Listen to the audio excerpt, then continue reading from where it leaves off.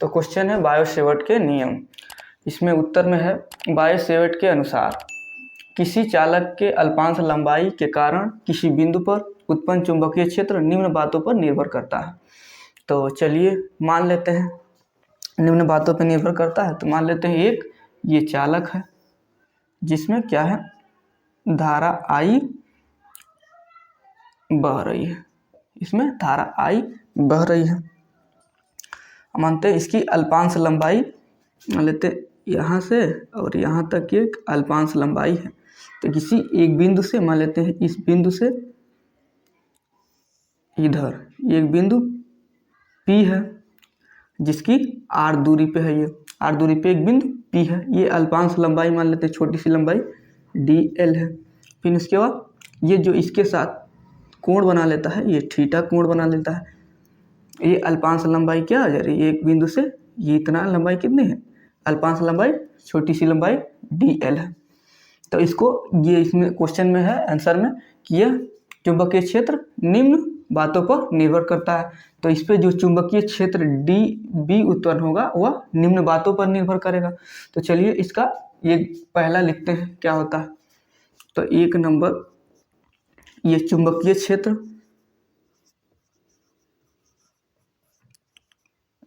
चुंबकीय क्षेत्र यानी क्या है dB। जो चालक है, ये जो चालक I जो धारा बह रही है, ये चालक में प्रवाहित धारा के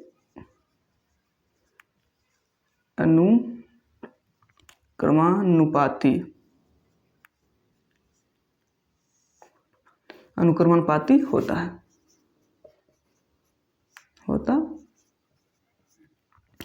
जो ये धारा I बह रही है, यह चालक में बहने वाली धारा I के क्या होता है, चुंबकीय क्षेत्र dB अनुक्रमानुपाती होता है। तो इसको लिख लेते हैं। तो वही लिखिए चुंबकीय क्षेत्र dB चालक में प्रवाहित धारा के अनुक्रमानुपाती होता है। तो चालक में धारा कौन I प्रवाहित होती है, चुंबकीय क्षेत्र क्या है dB। तो dB इसको ठीक से बना लेते हैं, dB का अनुक्रमानुपाती होता है।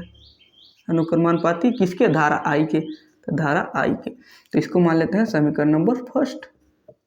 फिर इसमें दूसरा यह क्या होता है, यह अल्पांश लंबाई जो dl है इसका अनुक्रमानुपाती होता है। तो इसको भी लिख लेते हैं। तो 2 नंबर में इसके लिख लेते हैं, यह अल्पांश लंबाई के अनुक्रमानुपाती होता है।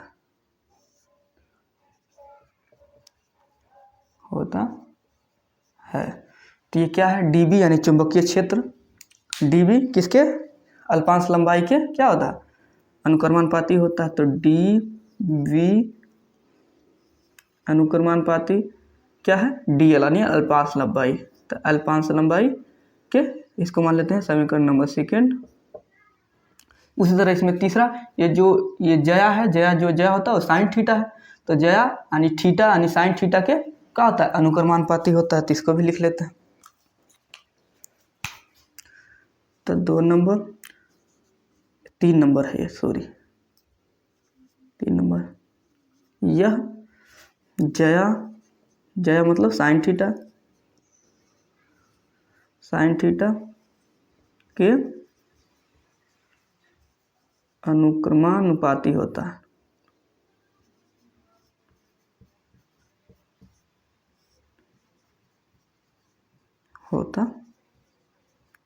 है। तो इसको भी लिख लेते हैं, यानी चुंबकीय क्षेत्र dB और ये अनुक्रमानुपाती क्या होता है, यानी साइन थीटा जया के साइन थीटा। इसको समीकरण नंबर 3 मान लेते हैं।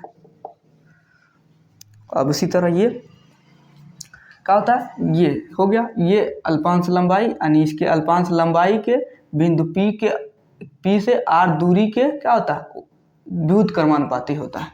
तो इसको लिख लेते हैं, इसको 4 नंबर मान लेते हैं। क्या होता है, यह अल्पांश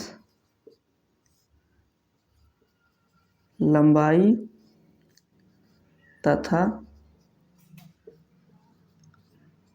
बिंदु P के दूरी के P के दूरी के वर्ग के, क्या होता है, वर्ग के, ये व्युत्क्रमानुपाती होता है,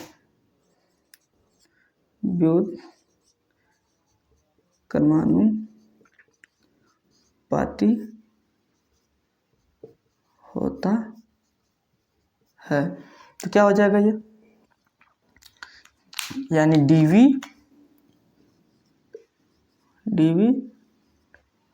समानुपाती, यानी व्युत्क्रमानुपाती का मतलब होता है 1/r² के, यानी वर्ग के व्युत्क्रमानुपाती होता है तो 1/r²। इसको समीकरण नंबर यानी 4th मान लेते हैं।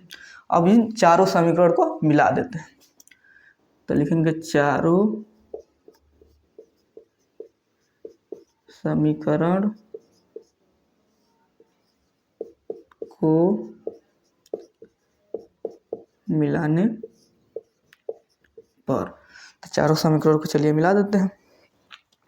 तो क्या हो जाएगा, ये हो जाएगा dv समानुपाती, क्या हो जाएगा, चार समीकरण क्या है, i है, फिर उसके बाद क्या है, दूसरा dl है, देखिए पहला i है, दूसरा क्या है dl है, तीसरा क्या है साइन थीटा है, तो ये इंटू साइन थीटा। उसके बाद क्या है, चौथा कौन है, ये है कितना 1/r², मतलब इसके साथ गुणा में भागे में r² हो जाएगा। अब 1 से इसमें गुणा करेंगे तो इतना ही आएगा, तो कितना हो जाएगा dv समानुपाती i into dl into sine theta अपन में r²। तो इसको समानुपाती हटाते हैं तो क्या लगता है, k लग जाता है, तो dv इक्वल टू क्या हो जाएगा k, फिर i dl साइन थीटा अपन में r²। आई के साइन थीटा, के क्या है, ये के है एक नियतांक है,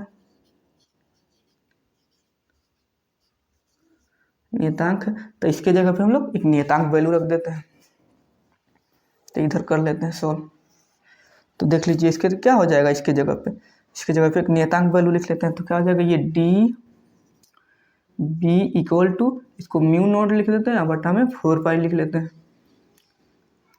इसको जानते हैं निर्वात वाला, 4 पाई इंटू क्या हो जाएगा, ये i, फिर dl, ये साइन थीटा अपान में r²। अब यही होता है, क्या होता है, यानी बायो सेवर्ट का नियम, ये है मोस्ट इम्पोर्टेंट